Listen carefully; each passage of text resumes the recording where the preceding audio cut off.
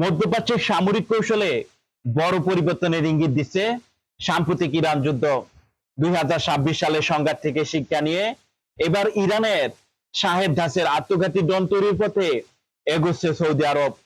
প্রতিবেদন বলছে, যুদ্ধের সময় ইরান ব্যাপকভাবে শাহেদ সিরিজের আত্মঘাতী ড্রোন ব্যবহার করে।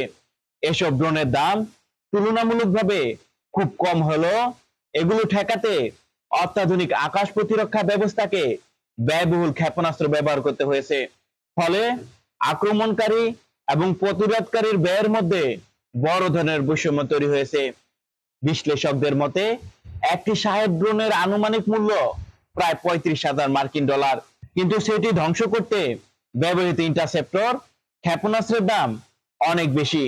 এই বাস্তবতা সৌদি আরব সহ উপসাগরীয় দেশগুলোকে নতুন করে সামরিক পরিকল্পনা সাজাতে বাধ্য করছে।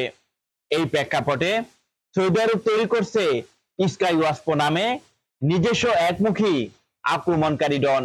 দেশটির লক্ষ্য কম খরচে দীর্ঘ পাল্লার ড্রোন তৈরি করে ভবিষ্যৎ প্রতিরোধ সক্ষমতা বাড়ানো এবং নিজস্ব প্রতিরক্ষা শিল্পকে আরো শক্তিশালী করা। বিশ্লেষকদের মতে এই প্রকল্পে যুক্তরাষ্ট্রের প্রযুক্তি, সৌদি আরবের শিল্প সক্ষমতা এবং ইরান যুদ্ধক্ষেত্রের অভিজ্ঞতা সবকিছু সমন্বয় ঘটেছে।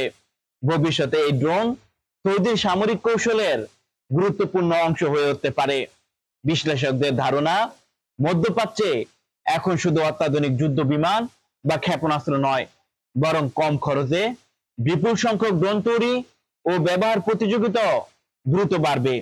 আর সেই প্রতিযোগিতা আগামী দিনের আঞ্চলিক নিরাপত্তা ও যুদ্ধের ধরনকে নতুনভাবে নির্ধারণ করতে পারে।